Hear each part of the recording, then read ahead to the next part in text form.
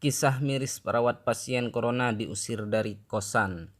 Jakarta, dilansir dari Detik News, tenaga medis sejatinya adalah garda terdepan dalam perang melawan wabah virus corona. Namun di tengah apresiasi banyak pihak untuk tenaga medis, muncul cerita miris. Kami mendapat laporan dari perawat itu bahwa ada teman-temannya tidak kos lagi di sana, di tempat kosnya. Karena setelah diketahui rumah sakit tempat bekerjanya tempat rujukan pasien COVID-19. Mereka sekarang saya sudah tanya mereka, tinggalnya di rumah sakit dulu, kata Ketua Umum Persatuan Perawat Nasional Indonesia Harif Fadillah kepada detik.com Selasa 24 Maret 2020. Ya, Haris berbicara soal perawat di RSUP Persatuan yang diminta meninggalkan kamar kosnya karena stigma mereka yang mengurus pasien corona dianggap berbahaya karena dapat menularkan virus kepada warga. Sementara dan pihak manajemen rumah sakit sedang berusaha mencarikan tempat tinggal yang layak untuk mereka bisa transit, ujar Harif. Dia mengaku juga mendengar adanya stigma yang dialami keluarga petugas medis, namun dia belum mengkonfirmasi secara langsung. Itu baru berita, tapi saya belum memastikan betul. Jadi cerita dari teman-teman jadi cerita berantai. Namun gejala itu ada, ucap Harif.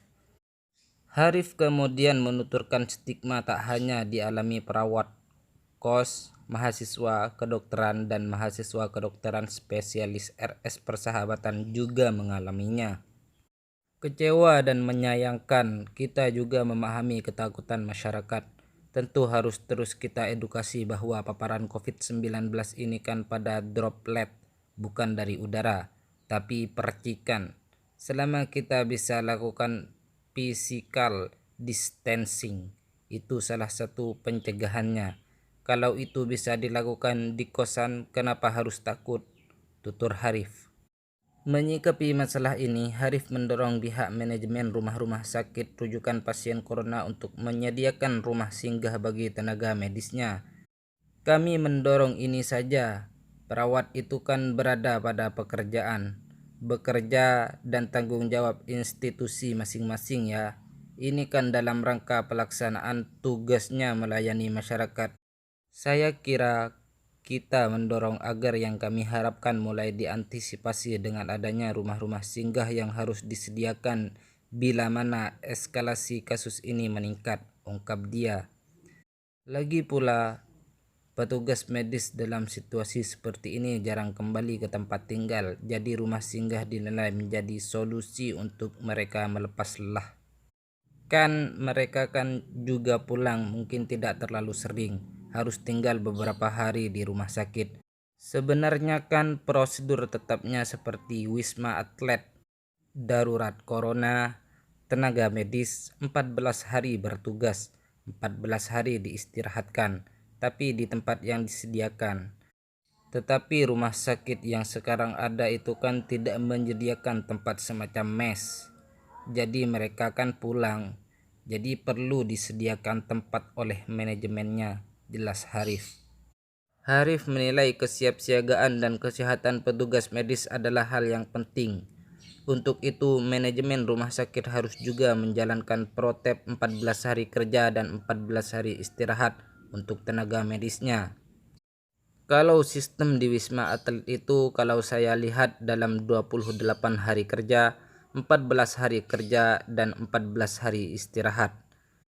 Itu penting. Saya kira kalau kita mau jaga kesiapsiagaan, kesehatan para petugas medis di situ, 14 hari kerja, 14 hari masuk itu kan sesuai protap pedoman nasional. Cuma masalahnya kalau itu dilakukan, siapa lagi yang ada? Ada plus minusnya, terang Harif. Harif menyampaikan bila orang yang pernah berinteraksi langsung dengan pasien positif corona saja diisolasi untuk 14 hari. Apalagi perawat yang kesehariannya mengurusi pasien corona. Karena itu, mereka juga berhak mendapat kesempatan istirahat bekerja selama 14 hari. Orang kalau habis bersinggungan sama pasien positif COVID-19 kan dia diobservasi 14 hari. Sementara tenaga medis itu langsung dia di sana. Itu antisipasi ke depan agar petugas medis tidak kelelahan, agar melindungi dirinya juga dari COVID itu sendiri. Tandas Harif.